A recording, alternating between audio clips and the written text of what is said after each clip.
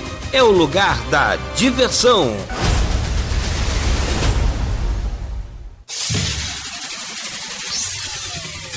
Começa agora o Folha no Ar, primeira edição.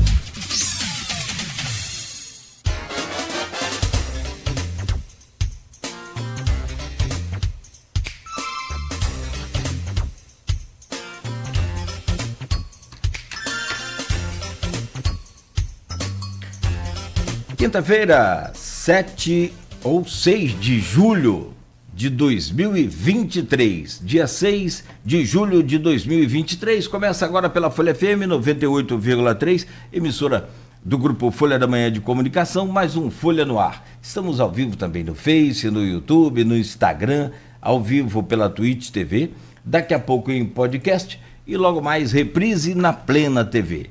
7 horas e 6 minutos em Campos, que amanhece com mais uma manhã aí de tempo parcialmente nublado neste momento.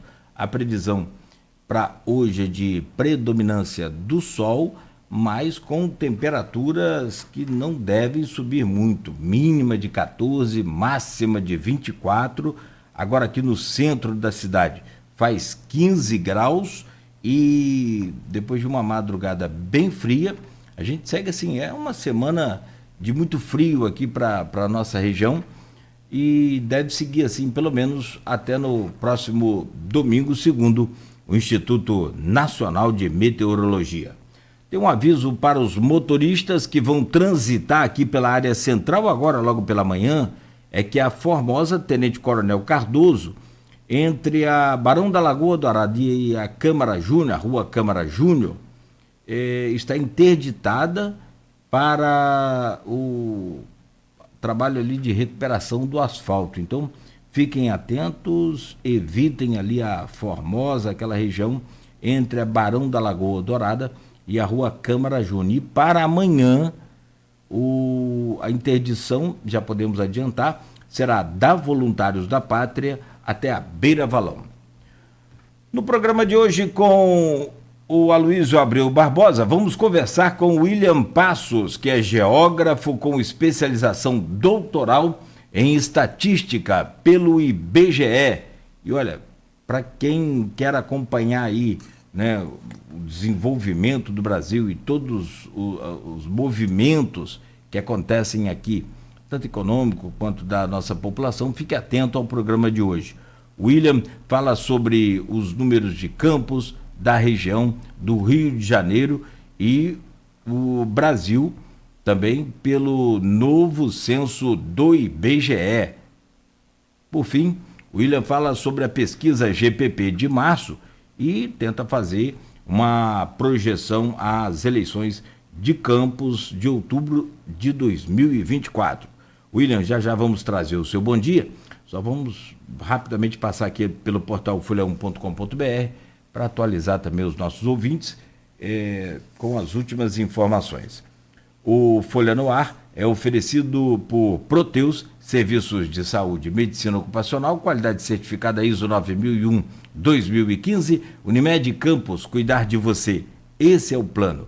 Laboratório Plínio Bacelar e Vacina Plínio Bacelar. Para atualizar aí o seu cartão de vacinação, aproveite, baixe o aplicativo do Laboratório Plínio Bacelar e faça tudo isso pelo aplicativo. Inclusive, acompanhe aí o resultado de exames pelo aplicativo do Laboratório Plínio Bacelar.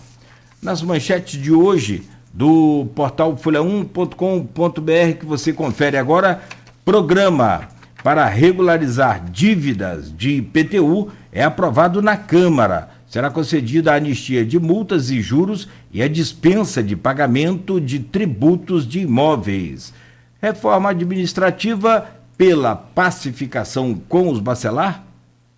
Segundo Ângelo Rafael, a mudança ocorreria após recesso legislativo. É a repercussão também do programa de ontem aqui com o secretário de governo Ângelo Rafael.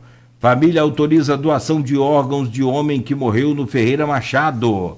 Governo assina contratos de exploração nas bacias de Campos e Santos. Leilão ocorreu em dezembro e gerou arrecadação de 961 milhões de reais.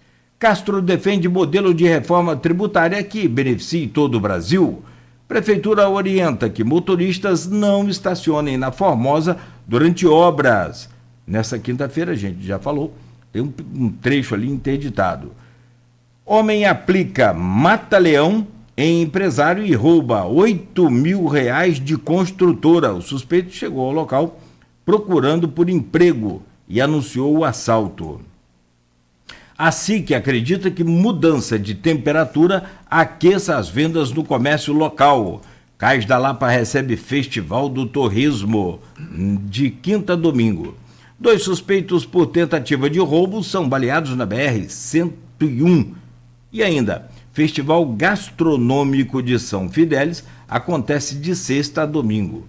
Polícia Rodoviária Federal intensifica a fiscalização em máquinas e tratores na BR-101. Fernando Diniz é anunciado como técnico da seleção. Flamengo contrata o campista Mike no basquete e ontem, pela Copa do Brasil, venceu o Atlético de virada por 2-1, jogando no Maracanã. Oitavas de final essa, né? E agora, próximo jogo da casa do Atlético. População em situação de rua sofre com noites geladas em Campos. E só uma última informação, governo anuncia que vai pagar o piso de enfermagem retroativo a maio. A matéria completa está no jornal e no portal folha1.com.br. Programa de hoje com muita informação importante para dar um norte, principalmente aos empresários, aos investidores, ao poder público, enfim, a quem se interessar sobre os dados aí do novo censo do IBGE. William Passos é o nosso convidado, está conosco, geógrafo com especialização doutoral em estatística pelo IBGE. William, bom dia, sempre um prazer renovado recebê-lo aqui no Folha no Ar. Seja bem-vindo. Bom dia, Luiz, bom dia, Cláudio, para mim também, igualmente, prazer estar aqui participando do programa de hoje. Muito bom. Meu caro Luiz Abreu Barbosa, bom dia, seja bem-vindo sempre a essa bancada. Bom dia, Cláudio Nogueira, bom dia, Beto na técnica, bom dia, William, vamos poder estar conversando um pouco nesses 2 próximos blocos. Bom dia, sobretudo você, ouvinte, pelo streaming telespectador do Folha no Ar. Né? Nosso bom dia sempre especial às categorias que nos acompanham nesse início de jornada, os taxistas no trecho aplicativo, os professores. Quem que a Angela Rafael falou ontem mesmo incluiu? Qual categoria? Rapaz, ele falou tanta gente aqui também que eu me esqueci. Não, agora. Mais uma categoria, Eu me esqueci, desculpa. Deixa eu lembrar aqui também. Depois a gente vê. Acho que é o Frica. A gente vê depois aí no intervalo a reprise do programa, mas não é falta de esquecimento qual a categoria, porque, né, como se falou, o frio. Enfim, William, esse censo estava sendo muito aguardado, ele sofreu atrasos no último governo federal, e pareceram atrasos dolosos, mas isso acho que não vale a pena tratar aqui. Mas, enfim, ele de fato saiu, relativo a 2022, saiu na última quarta-feira.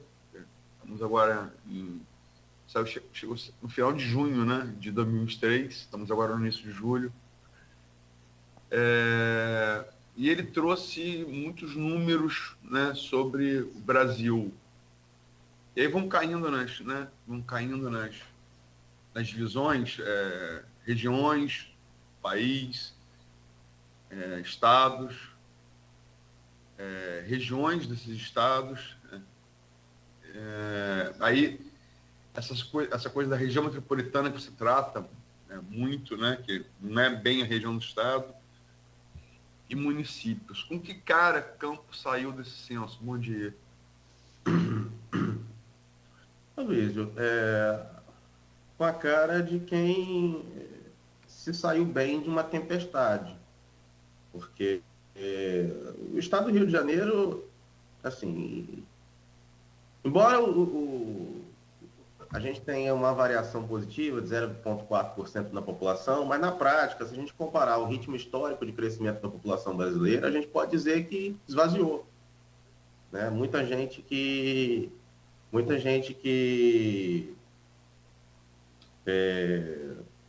saiu do estado, né? Parte da população migrou para o interior, parte da população foi morar em outros estados. E o que explica essa situação toda é a crise econômica que o estado vem passando e a fuga por menores custos de vida em outras localidades, né? Só para ilustrar, trazendo um número aqui, o interior cresceu 67%, enquanto as capitais cresceram 33%. Quer dizer, as cidades que mais cresceram foram exatamente as cidades do interior, porque as pessoas fugiam, né, de maiores custos de vida. Esse é um dado nacional, né? Esse é um dado Esse é um dado nacional. Se a gente pegar o Rio de Janeiro, já tem um recorte mais heterogêneo, né? Então, a gente precisa entender o seguinte. A gente percebe que, por um lado, a gente teve uma redução da população na capital do estado, né? A capital do estado perdeu mais de 109 mil habitantes, quer dizer, reduziu 1,72. A região metropolitana oficial, né, que inclui Petrópolis e Maricá, reduziu a população em 1,79, e aqui eu vou destacar Maricá, porque Maricá foi o município que mais cresceu no estado, quer dizer, em termos totais de população, mesmo sendo um município comparativamente muito pequeno, se a gente for comparar com Niterói, com o Rio de Janeiro, o total da população que passou que foi acrescentada a Maricá foi superior ao saldo da população absoluta do estado. Então, foi um município que cresceu muito, e cresceu puxado pela arrecadação dos royalties do petróleo, né, por causa da produção do pré-sal da Bacia de Santos. Então, mesmo com Maricá incluído na região metropolitana, a região metropolitana ainda decresceu em tamanho de população. E a gente teve também como destaque de crescimento populacional Rio das Ostras. Cabo Frio apresentou um crescimento significativo. Então, quer dizer, se você olhar o mapa do Rio de Janeiro na sua cabeça, você vai ver que quem mais cresceu, tirando Maricá, foram municípios de interior nessa faixa litorânea que acompanham a produção do petróleo na Bacia de Campos. Então, tem relação com os empregos gerados pelo setor de petróleo, tem relação com o fato de, localmente, ali ser a cidade mais importante, tem relação também com a arrecadação. O que aconteceu no caso de Campos é que, em comparação com a década anterior, Campos desacelerou bastante. O ritmo de crescimento da população campista diminuiu muito, né? Mas, dado o porte de Campos, que é uma cidade aí que se aproxima dos 500 mil habitantes, ter um ritmo menos acelerado de crescimento da população é comum, não é incomum. É mais difícil você ter uma cidade do porte de mais ou menos 500 mil habitantes crescer do que você ter uma cidade do porte de 100 mil habitantes crescer. Mesmo sendo desacelerado, como você falou, ainda assim, até a análise sua, que a gente aproveitou no ponto final do último sábado, Campos cresceu 10 vezes mais que a média do estado do Rio de Janeiro, né? Como é que se dá essa correlação? Que conclusões a gente pode tirar a partir dela? Esse é um dado muito significativo, né? Porque houve uma expectativa, e essa expectativa ela foi gerada até pela estimativa anual da população do IBGE, é uma exigência legal, enfim. O IBGE, por lei, tem que divulgar uma atualização anual de população. Essa atualização anual de população vincula a arrecadação de receita. Quem desenhou esse modelo não deve ter muito conhecimento de como funciona a contagem de população, de como funciona censo, né? Porque a qualidade da população estimada, ela é incomparavelmente inferior à qualidade da população censitária, né? Metodologias completamente diferentes. Isso acabou gerando, né, uma superestimação não só em Campos, mas gerou uma superestimação na população brasileira. A população brasileira na estimativa de 2021, estava ultrapassando 215 milhões, né? Quer dizer, a diferença significativa em relação à população contada no censo de mais de 203 milhões. Então, isso gerou uma expectativa de que o tamanho da população campista era maior do que aquele que foi apurado pelo IBGE no censo demográfico. De qualquer maneira, a gente teve uma desaceleração no ritmo de crescimento da população de Campos, né? Por exemplo, anualmente, na década, quer dizer, entre os censos de 2000 e 2010, a população de Campos cresceu por ano 4,55%.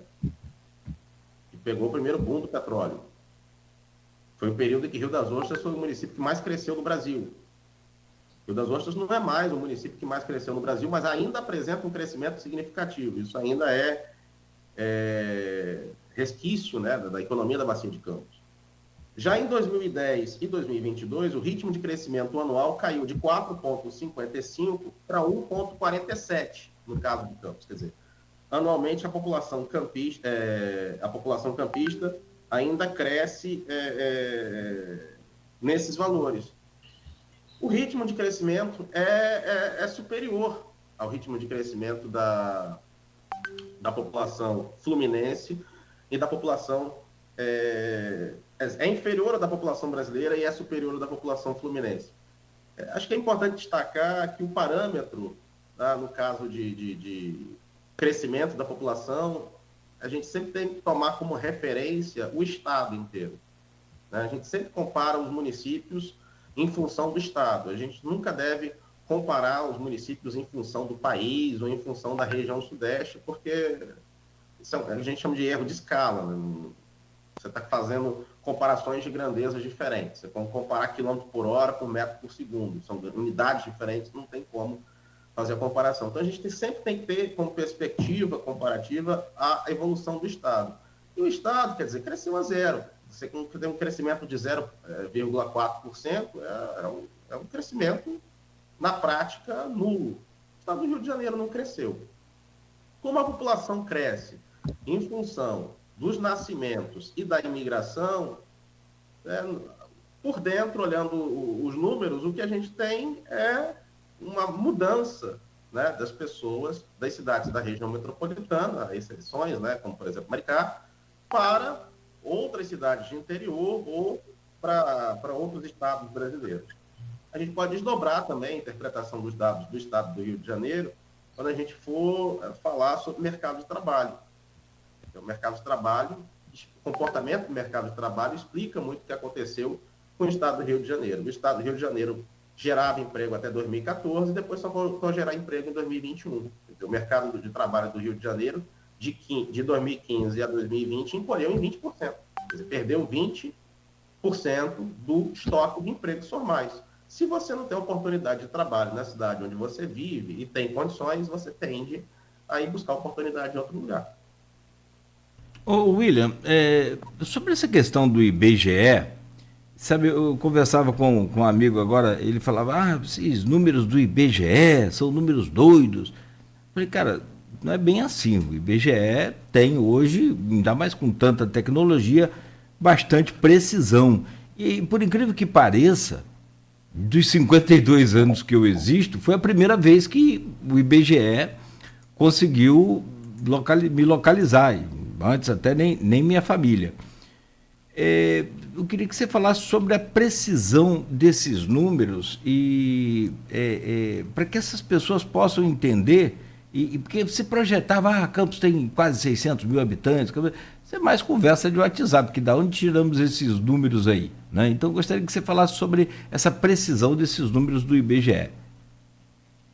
O IBGE visita todas as casas, né? Ele sempre visitou todas as casas. O que pode ter acontecido é uma questão de percepção. Naquele censo, não se estava dando tanta ênfase, né, no noticiário sobre o censo demográfico. Às vezes o recenseador passou, ele não percebeu, viu na rua, não prestou atenção, entrou na casa dele, entrevistou e não se lembra. Mas o IBGE, ele conta a população, toda a população de todas as casas do Brasil, né? E Quando ele não acha um morador em casa, quem trabalha com pesquisa de opinião sabe que existe uma riqueza muito grande para quem precisa levantar informação, que é uma coisa chamada vizinho. Então, quem não recebeu o recenseador do IBGE, não precisa se preocupar que o recenseador do IBGE sabe que ele existe, porque deve ter falado com o vizinho, e aí às vezes você entrevista um vizinho só e ele dá para você a informação de todo mundo que mora em todas as casas, em todas as ruas. E o recenseador pergunta, mas não estou achando ninguém em casa, aquela casa tem fulano, tem ciclano, eles trabalham o dia inteiro, né? Sai cedo, depois volta. O que aconteceu? Além de todos os problemas orçamentários que nós tivemos, enfim, problemas de ordem técnica, né? Houve redução de pessoal, uma série de outras coisas, o IBGE precisou, na verdade, nesse censo, realmente de mais cuidado, porque nós nunca tivemos tão poucas pessoas morando numa mesma casa. Quer dizer, a média de habitantes por domicílio em Campos é de 2,77, quer dizer, no último censo passava de 3,6. Quer dizer, as famílias encolheram muito. E o número de domicílios que mais cresceu foi o domicílio de uma pessoa só morando. E isso era algo já esperado, não para essa década, para décadas mais adiante, mas que causou surpresa, né? Que é o que a gente chama de transição demográfica. Ou seja, a população está envelhecendo, as pessoas estão cada vez menos tendo filhos, as famílias estão diminuindo, só que, ao mesmo tempo, o número de domicílios vem aumentando. Quer dizer, a gente tem menos população, mas continua com crescimento do contingente imobiliário. Então, a percepção é de que a cidade está crescendo. Só que a população ela não cresce no mesmo ritmo que a área construída, que o número de domicílios, que o total de residências vem crescendo. Então, pode gerar essa quantidade toda de casas, essa percepção de que a população realmente é maior do que, de fato, aquela que o IBGE apurou. Foi muito comum nesse censo demográfico, prefeitos dizendo, não é possível que a nossa cidade tenha só essa população. A gente tem tantos X domicílios. Bom, o que acontece é que os domicílios de períodos anteriores eram domicílios com famílias com 4, 5 pessoas. E cada vez mais os domicílios têm 3 pessoas, 2 pessoas e uma pessoa só. Então cresce o número de domicílios, mas a população não cresce na mesma velocidade. William, em relação você tem esse trabalho em relação a estudo de região, você chama, fala muito, estuda muito, escreve sobre isso, Campos como, não como mais do que polo do norte fluminense, que é como está dividido em termos administrativos, mas se chama de região da Bacia de Campos, que é uma coisa ainda um pouco menor. Fala um pouco sobre esse conceito e fala um pouco sobre essa região espelhada no censo. Região Norte Fluminense, né, segundo comprovou com parâmetros científicos o professor José Luiz Viana da Cruz, na tese de doutorado dele, foi uma invenção dos usineiros de Campos, né? Eles se apresentavam como representantes do Norte Fluminense. Não era uma região, era uma referência. Não existia uma região Norte Fluminense. Mas no Censo Agropecuário de 1975, o IBGE foi lá e reclassificou o território do Rio de Janeiro e incluiu uma nova região chamada Região Norte Fluminense. E no Censo Demográfico de 1980 também apareceu. E de lá para cá nunca deixou de reconhecer a existência desse recorte regional. Com o petróleo, o desenho territorial que o petróleo passou a produzir no território do Rio de Janeiro não combinava com o desenho territorial da região norte fluminense. Acho que só para abrir um parênteses, quando a região norte fluminense foi criada, ela incluía os atuais municípios do norte fluminense e os atuais municípios do noroeste fluminense. Então, tudo aquilo ali formava a região norte fluminense. Depois houve um desmembramento no final dos anos 80 e hoje a gente tem a região noroeste fluminense. Quando a gente pega hoje, ano de 2023, e fala de norte fluminense, a gente está falando de um recorte regional que inclui municípios com dinâmicas bem diferentes. Quer dizer, uma coisa são os municípios do litoral, como Campos, São João da Barra. São Francisco tem diferenças para a dinâmica de Campos e São João da Barra. Os outros municípios, que a gente chama de interlândia, quer dizer, mais ao interior, tem dinâmicas completamente diferentes, né? São Fidélis, você pega Cardoso Moreira. Então, é um recorte que acaba sendo, dependendo do tipo de informação que você quer espacializar, que acaba sendo um recorte anacrônico, perde o sentido. E o que ganha mais sentido? Você analisar, por exemplo, os municípios impactados pelas receitas do petróleo, né, que cada vez mais, com o passar do tempo, isso já apurado pela IBGE, eles vão tendo uma dinâmica de integração. E essa dinâmica de integração progressivamente vem formando uma nova regionalidade. Nós já tivemos várias propostas, isso é discutido em meio acadêmico, discutia isso na antiga Fundação CID, né, que era o IBGE do Estado do Rio de Janeiro. Lamentavelmente ela foi extinta, o IBGE está acéfalo, não tem um Instituto Estadual de Pesquisa, é o único estado da região sudeste que não tem, é um problema que a gente tem. São Paulo tem a Fundação SEAD, Minas Gerais tem a excepcional Fundação João Pinheiro, Espírito Santo também tem uma fundação faz um trabalho muito importante, mas o Rio de Janeiro não tem nada. A gente tem problema de informação estatística, informação geográfica, a gente vive esse vazio. Discutia-se na antiga Fundação CID, até quando ela existiu, a necessidade de se criar uma nova região aqui, né, que seria a região do petróleo e do gás. A gente tem trabalhos acadêmicos que apresentam propostas de redivisão regional com novos mapas. Então, esse é um debate que já estava colocado. Com os resultados da minha tese de doutorado, eu criei uma metodologia que media processos de metropolização no Brasil, mas que permitia também fazer uma delimitação geográfica. E eu cheguei a uma delimitação geográfica envolvendo, que mostrava com clareza uma unidade, né, regional de São João da Barra até Araruama, pelo litoral, acompanhando a produção do petróleo da Bacia de Campos, e que havia se desenvolvido de uma maneira diferenciada, graças também ao recebimento das receitas do petróleo. Então, a gente vê que há uma dinâmica de integração muito mais forte de alguns municípios do que outros, dentro desse conjunto geográfico aí, e muito mais internamente entre os municípios do litoral. Quer dizer, o próprio IBGE já reconhece, porque ele passou a propor, de 2015 para cá, a noção de concentrações urbanas, porque ele entende que o espaço vivido do indivíduo nem sempre ele se restringe ao município de residência, porque ele mora no município, ele trabalha em outro município, às vezes ele tem uma casa de veraneio no município vizinho. Então, a gente for pegar, por exemplo, o espaço vivido do Aloysio é Atafona e Campos, quer dizer, Atafona pertence a qual município? São João da Barra? Então, o espaço vivido de São João da Barra, do Aloysio, é de São João da Barra e Campos, ou seja, Campos e São João da Barra, no entendimento do IBGE, por causa desse intenso deslocamento de pessoas entre os dois municípios, formam uma coisa só. Do ponto de vista geográfico, não existe Campos e São João da Barra. Para o IBGE, do ponto de vista geográfico, o que existe é Campos e São João da Barra, é uma concentração urbana só. Se a gente ampliar a escala de análise, do ponto de vista geográfico, o que eu apresento?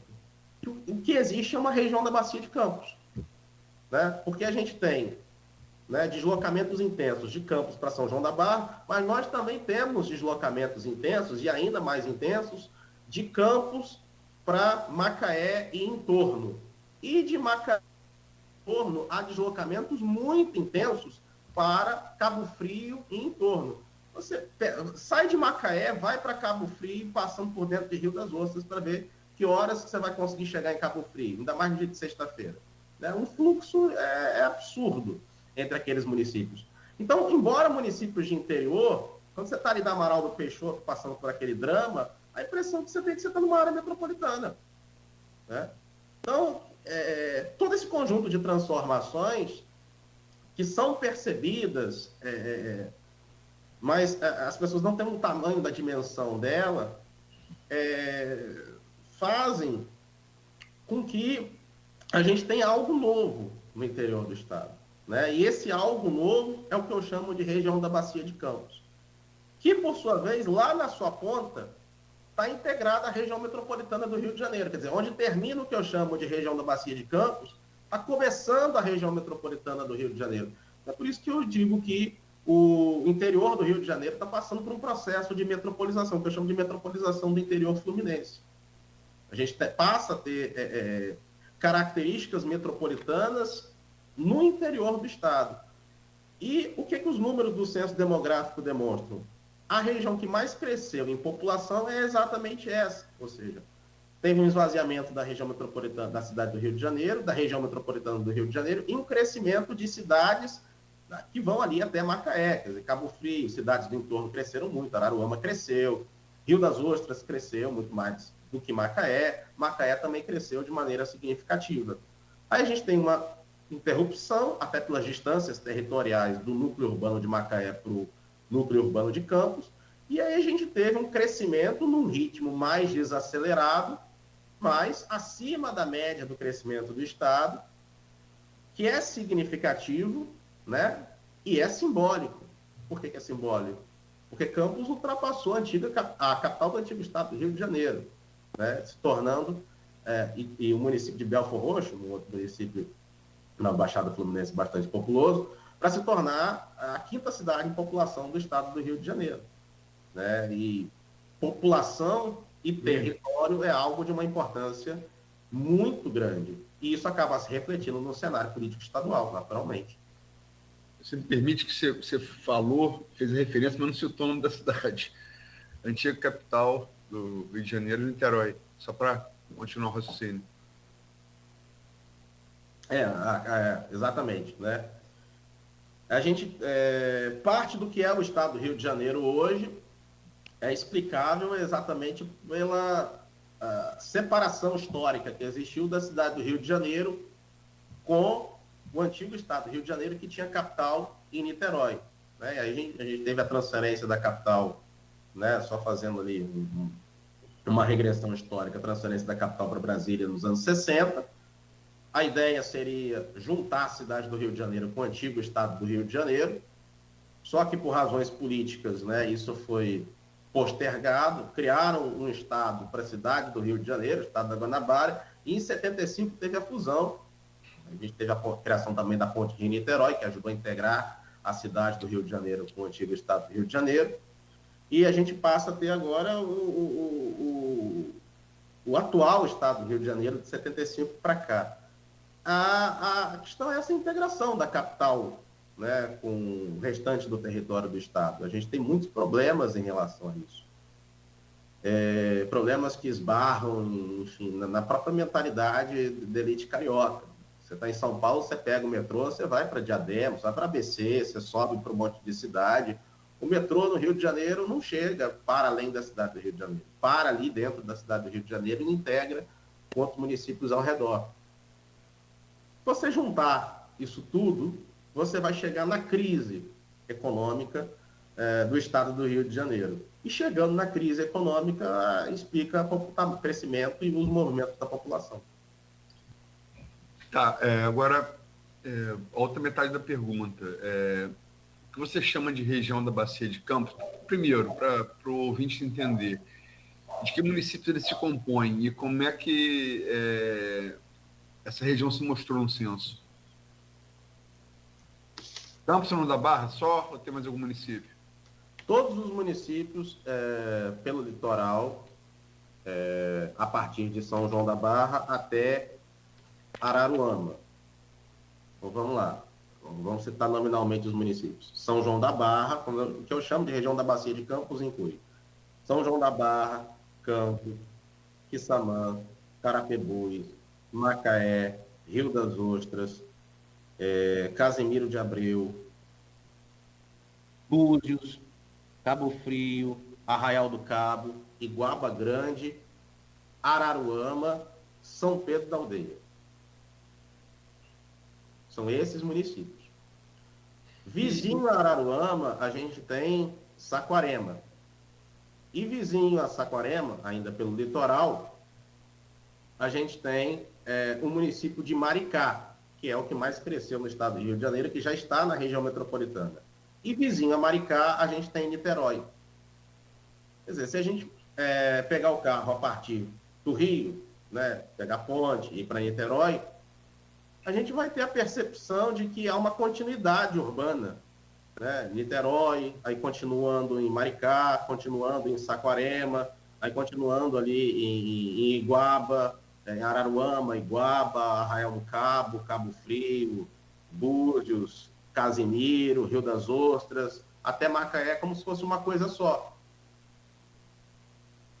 Então, tem um corte que eu fiz ali a partir de Araruama até São João da Barra, porque a produção da Bacia de Campos, ela produziu, digamos assim, dois vetores de integração. Um é de Macaé no sentido norte, integrando Macaé com Campos e São João da Barra, e outro no sentido sul, digamos assim, integrando Macaé com o que a gente chama de região dos lagos. Agora, como que essa região se mostrou no censo? A região se mostrou no censo da seguinte forma, vamos lá. Municípios que tiveram crescimento acelerado, a gente teve dessa região Araruama, Cabo Frio, Rio das Ostras e, em menor grau, Macaé. Em grau ainda menor, Campos e São João da Barra. A população de São João da Barra cresceu mais de 12%, a população residente. Quer dizer, então, se Campos cresceu mais de 10 vezes a média do estado do Rio, todos os municípios cresceram mais do que a média do estado. Todos esses municípios cresceram mais do que a média, muito mais do que a média do estado do Rio de Janeiro. O que demonstra uma tendência de que o crescimento saia da Grande Rio e passe para cá, para essa região que se chama de Campos. Interiorização do crescimento do estado. Isso se dá só em sentido... Estou tomando a cidade do Rio como referência, dá só em sentido norte, também sul, centro, serrana? Sentido litoral, acompanhando a produção do petróleo da Bacia de Campos e de Santos e acompanhando as tradicionais áreas turísticas do estado, né? A gente teve um crescimento muito mais... Essa foi a região que mais cresceu. Tá? Tirando essa região que mais cresceu, a gente teve isoladamente focos de crescimento em outros municípios. Aí, se a gente for pegar, por exemplo, Paraty foi um município que cresceu, né? Angra diminuiu, mas Paraty cresceu. Você vê assim, Angra é um núcleo. Só que, como o custo de vida é mais alto, né, a gente teve um crescimento do município vizinho. E outros municípios do Médio Paraíba, que concentra lá a indústria automobilística. A gente teve crescimento de Resende, Pinheiral, Piraí, Coatis, mas ali às vezes fugindo do mais elevado custo de vida de Volta Redonda, ou pelas próprias oportunidades que aqueles municípios também criaram, porque são municípios que vêm tentando diversificar a economia, vêm tentando atrair empresas, criando polos empresariais, né, aproveitando daquelas empresas que estão querendo ficar próximas de São Paulo, mas buscando localidades com custo mais reduzido. E isso tem pegado ali o Médio Paraíba, uma faixa que vai do Médio Paraíba ao sul de Minas.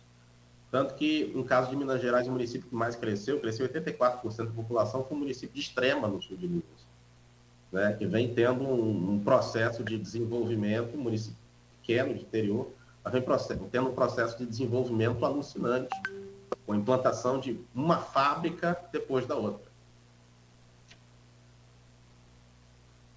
No grupo de WhatsApp do programa, William, tem a pergunta da Silvana Venâncio, do programa e do blog Opiniões.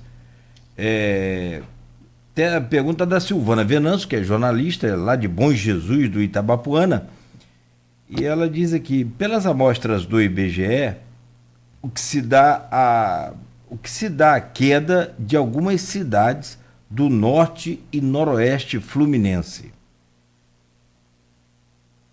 Por que esse número caiu aqui populacional em algumas cidades do norte e noroeste? A gente precisa individualizar os municípios, né? Acho que isso varia de município para município.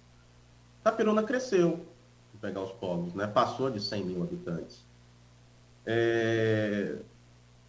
O que explica a queda da população, como eu já falei, é a falta, muitas vezes, de oportunidade. Acho que a gente precisa ver de que município se trata. Esse município é um município que tem baixo dinamismo econômico? Normalmente é.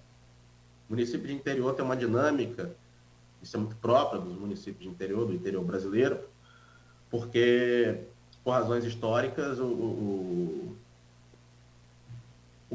a população brasileira foi crescendo muito em torno de um pequeno grupo de cidades que depois viraram metrópole, né? Então a gente sempre teve, até alguns anos atrás, um recorte geográfico em que a gente tinha muita gente nas metrópoles e pouca gente no interior. Com a crise econômica, a elevação dos custos de vida, problemas de segurança pública, as pessoas vão, né, envelhecimento da população, as pessoas vão buscando localidades alternativas, né? Vão procurando lugares mais baratos e mais calmos para se viver. E foram começando a se deslocar para outras cidades. A gente já teve um período, em censos anteriores, em que as cidades médias cresceram no ritmo superior ao das capitais, ao das metrópoles, agora nesse censo mais ainda.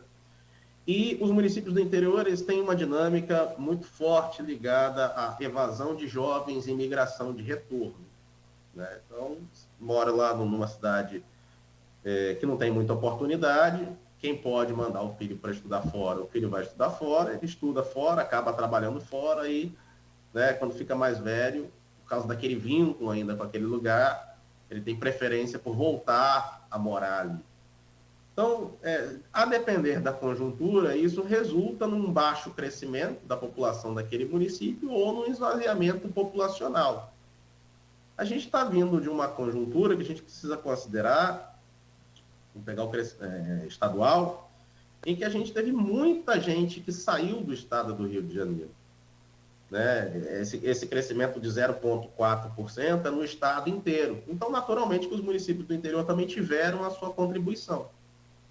Os casos precisam ser individualizados, porque parte dessa população pode ser que tenha migrado para municípios maiores, vizinhos, pode ser que parte dessa população tenha ido para outros estados, né? Mas, de qualquer maneira, se a população de um determinado município diminuiu, isso é um termômetro de que a economia é uma economia que precisa se desenvolver mais, que está com baixo dinamismo, né? Isso é um problema a ser levado, a ser colocado no debate público.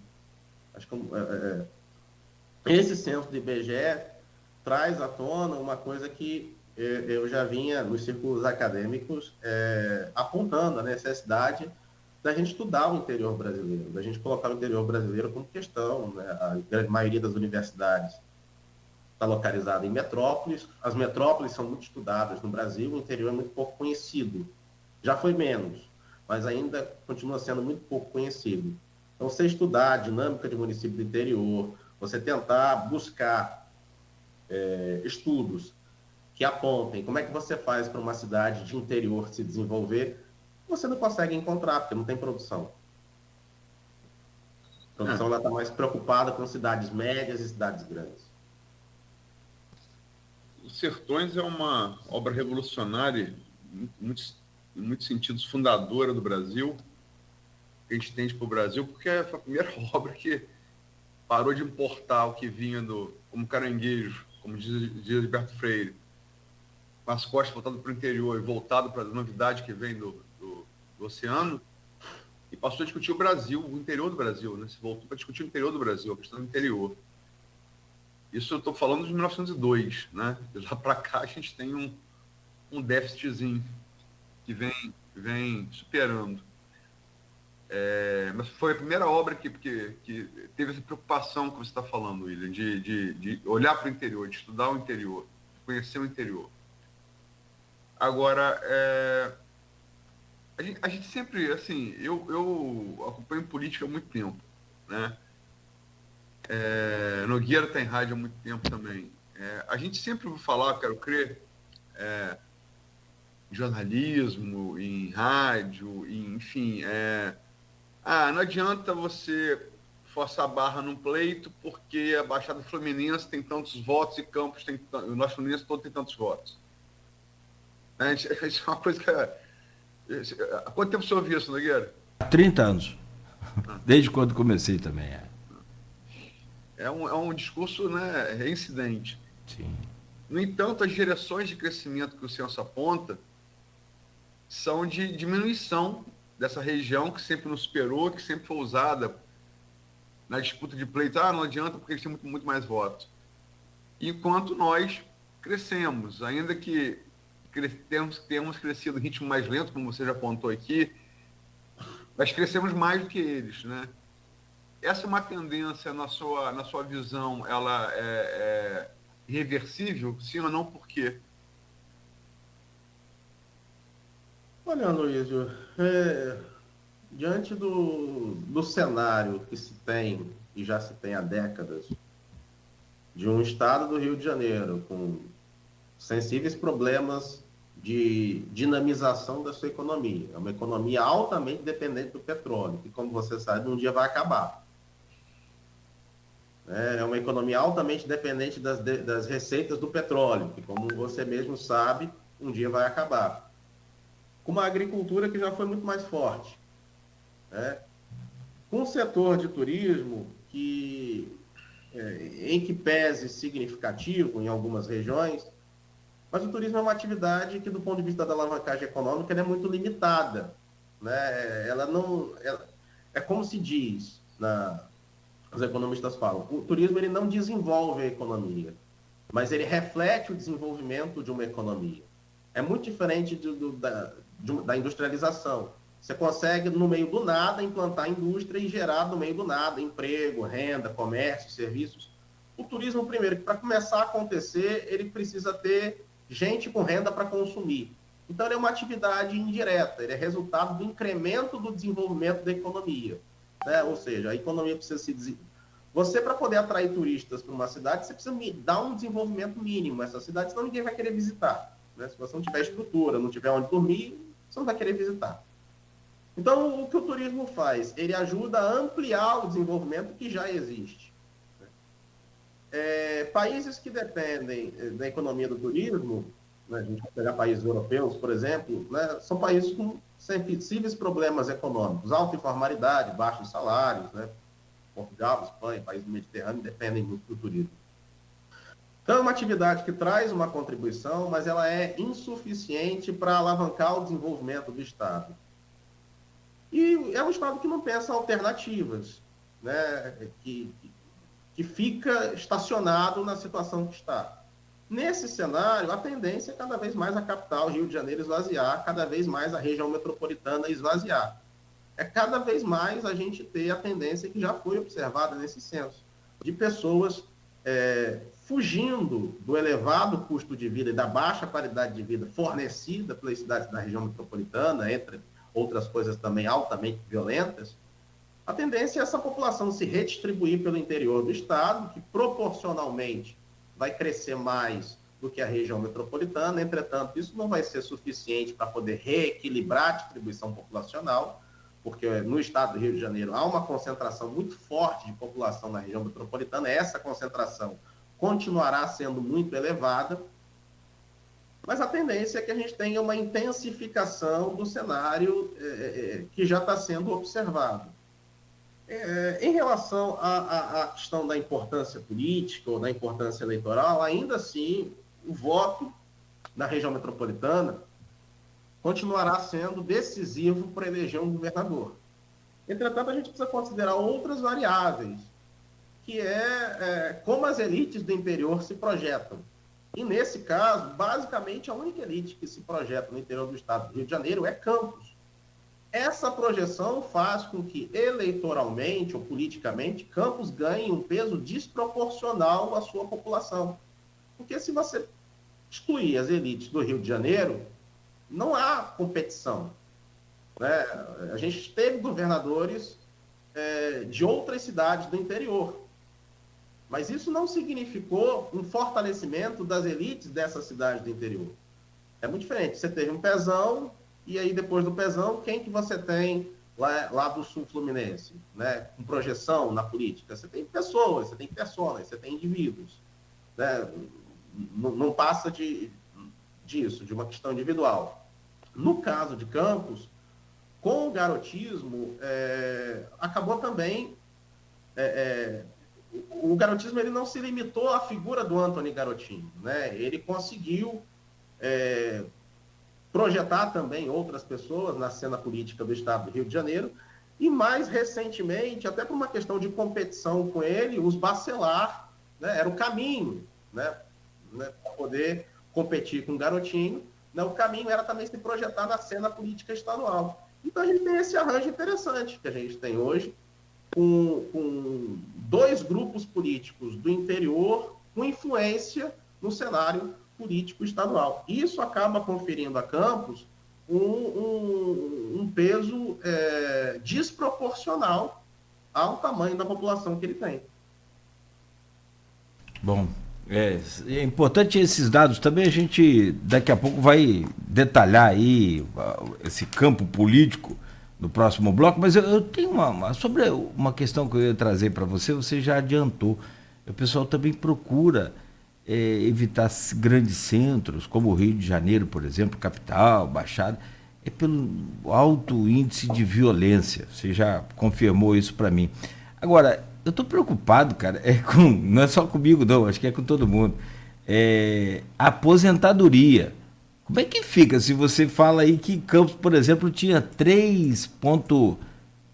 quase 3,5% de pessoas, 3,5% por residência, hoje está com 2,77%. Quem é que vai ajudar a pagar a minha aposentadoria, por favor?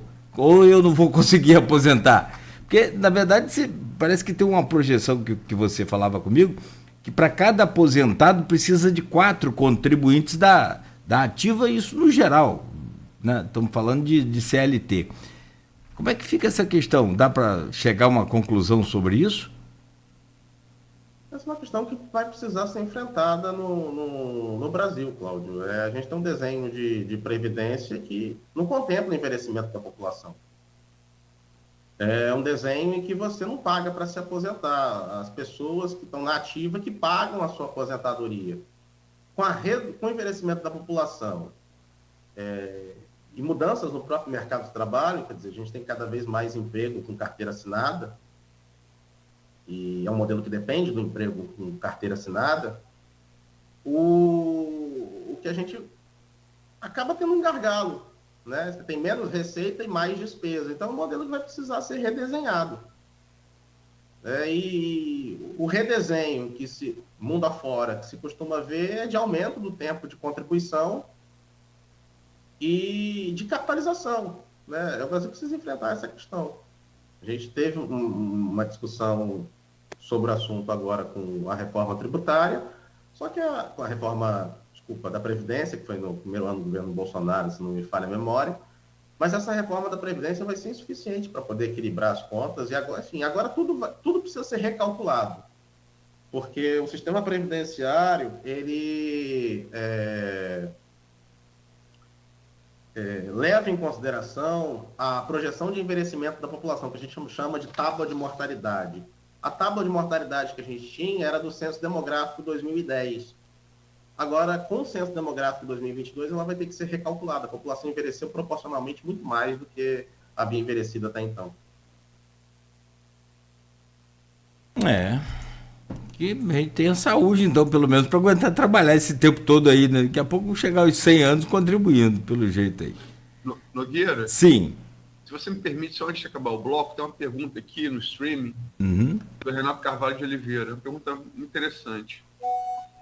William, bom dia a todos. William, o sul do estado, por estar mais próximo a São Paulo, Vale do Paraíba, que tem uma indústria bem mais desenvolvida, tende a crescer mais, gera mais empregos que a região norte? Proporcionalmente, não. Porque a indústria do petróleo gera muito mais emprego e gera emprego com salário muito melhor. Os salários mais altos no Brasil são gerados pela indústria do petróleo, independentemente se no Rio de Janeiro ou fora do Rio de Janeiro.